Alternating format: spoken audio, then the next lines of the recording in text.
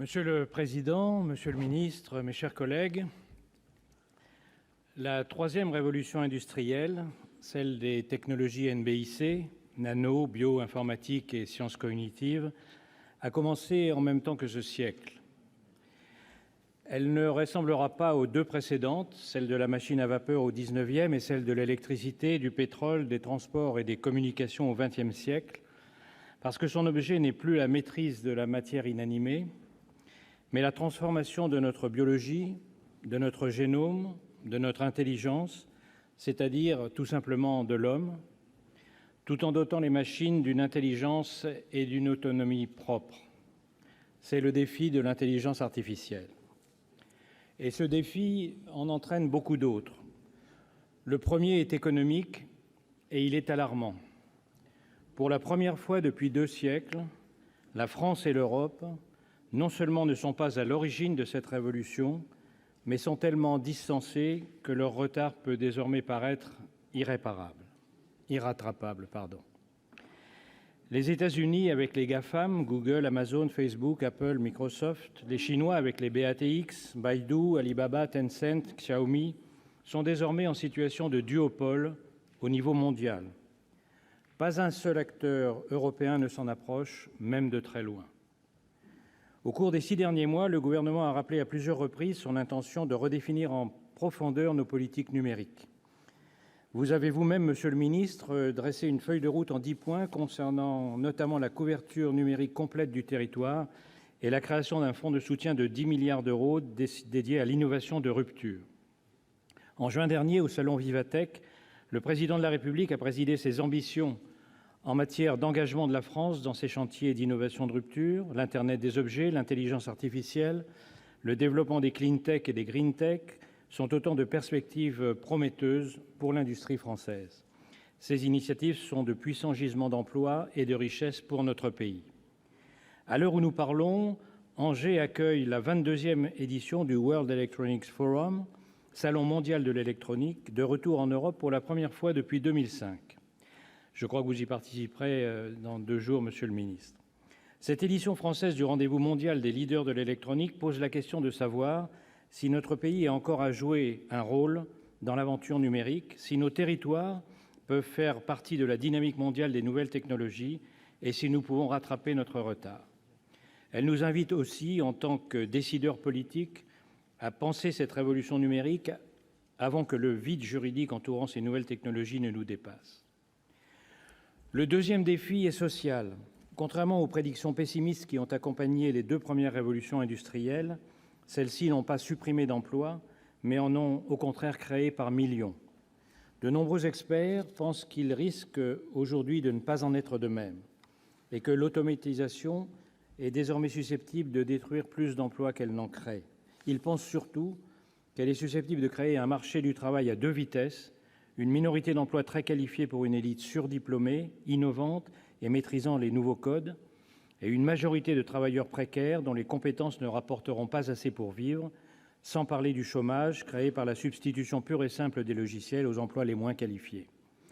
Pas seulement aux moins qualifiés d'ailleurs, puisque plusieurs spécialistes expliquent par exemple de façon crédible que les médecins sont sans doute à une échéance de 30 ou 40 ans les plus menacés par la robotisation et l'intelligence artificielle, à commencer par les chirurgiens et les radiologues, et qu'il n'y aura donc pas que les chauffeurs qui verront leur travail remplacé partout par la voiture, le train ou le camion autopiloté.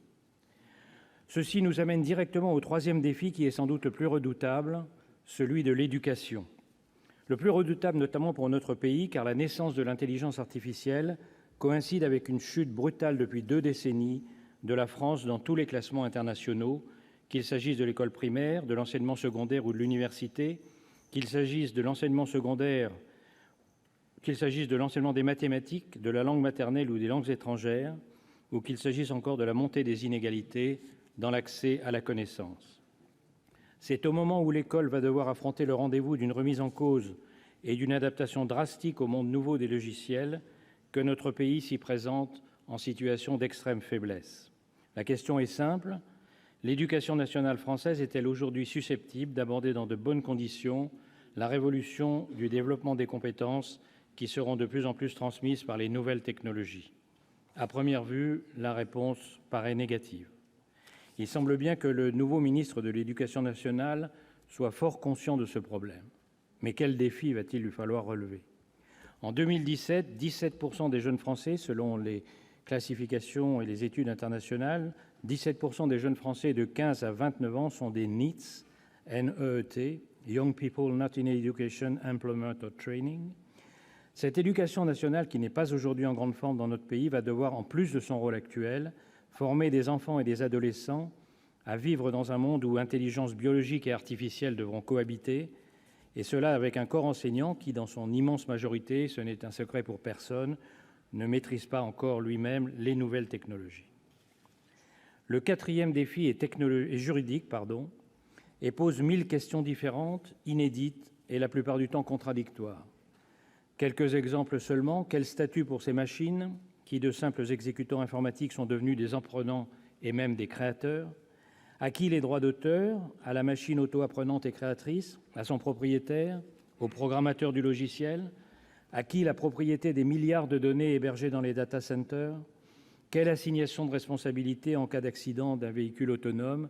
Il y a des milliers de questions comme cela. La loi du 24 octobre 2016 relative au renforcement de la sécurité de l'usage des drones civils nous a permis de nous engager dans ce débat de la responsabilité de l'intelligence artificielle et des robots. Elle a clairement défini le rôle de chaque acteur, constructeur, vendeur, exploitant ou client, comblant un vide juridique. Elle nécessite d'être approfondie et étendue au champ des véhicules autonomes afin d'accélérer, d'accompagner le développement de ces technologies. Enfin, le dernier défi que j'évoquerai, mais il y en a bien d'autres, peut-être l'un des plus difficiles à relever, c'est celui de l'éthique et de la morale. Il se pose dès aujourd'hui. Toutes les applications en faveur de la santé ou de la préservation de la vie interrogent très fortement sur le respect de la vie privée. Comment s'assurer que ces données de santé ne seront pas vendues à une compagnie privée ou à un futur employeur ? Comment conjuguer cette collecte massive de données de santé de chaque Français et le respect du droit à l'oubli ? Comment s'assurer, bref, que intelligence artificielle et robotique riment avec traitement éthique des données ? Ce défi se pose dès aujourd'hui, mais il sera encore plus sérieux demain. Franchirons-nous l'étape du transhumanisme, cette idée que l'homme peut être augmenté ou amélioré par la machine ? Et si nous la franchissons, ce qui est désormais probable et en cours de réalisation, notamment en Chine, évidemment moins soucieuse que nous du respect des droits, comment accepter que cette augmentation ou cette amélioration de l'humain soit réservée à ceux qui pourront en payer les coûts extravagants ? Cet enjeu de l'hybridation de l'homme et du robot ne peut s'envisager sans règles. De même que la recherche sur les cellules souches ou les embryons fait l'objet d'une réglementation forte, le couplage de l'intelligence artificielle et de l'homme doit être encadré par un texte précis. La transformation du corps humain sous l'effet de l'intelligence artificielle est un sujet radical sur lequel un débat public doit être mené en y associant l'ensemble des parties prenantes.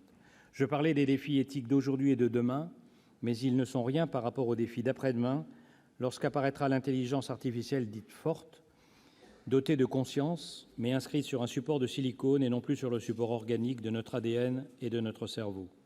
Ce jour-là, il n'est heureusement pas encore à l'horizon, mais il arrivera, nous devrons décider si nous permettons, pour reprendre la très belle phrase de Michel Foucault à la fin de Les mots et les choses, que la figure de l'homme s'efface peu à peu, comme à la surface de la mer un visage de sable.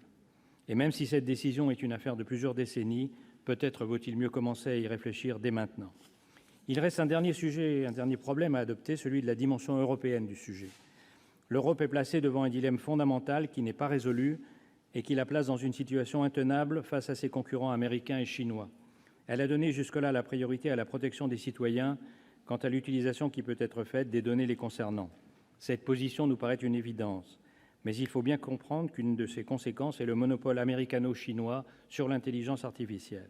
Peut-on trouver aujourd'hui, et dans une discussion toujours longue et difficile car nous sommes 27, la juste mesure entre la protection des droits et l'utilisation des données permettant de faire naître chez nous l'équivalent des GAFAM et des BATX ? C'est un des enjeux fondamentaux de la place de l'Europe dans le monde de demain et en fait dans le monde d'aujourd'hui. En janvier 2017, le Parlement européen a adopté un projet de résolution de la Commission contenant des recommandations concernant les règles de droit civil sur la robotique. Le législateur européen a notamment mis en place un régime de responsabilité limitée pour les différents acteurs de la filière et un fonds de compensation. Ce sont des engagements forts que la France doit accompagner. Mes chers collègues, si nous avons choisi d'interpeller aujourd'hui le Gouvernement sur cette question de l'intelligence artificielle, c'est parce que nous estimons qu'elle génère de formidables opportunités, mais qu'elle pose aussi de profondes questions économiques, sociales, juridiques et éthiques. Il est du devoir du politique d'anticiper ce genre de rupture et de ne pas simplement agir en réaction au quotidien. C'est la dernière raison pour laquelle, monsieur le ministre, le groupe des Indépendants, soucieux de relever ce pari numérique, souhaite savoir quelles mesures le Gouvernement envisage pour accompagner le développement de l'intelligence artificielle et pour mettre en place un cadre juridique et légal national et, bien sûr, européen, permettant à notre continent, tout en se protégeant d'éventuelles dérives, de garder son rang dans un monde où le changement ne cesse de s'accélérer. Je vous remercie.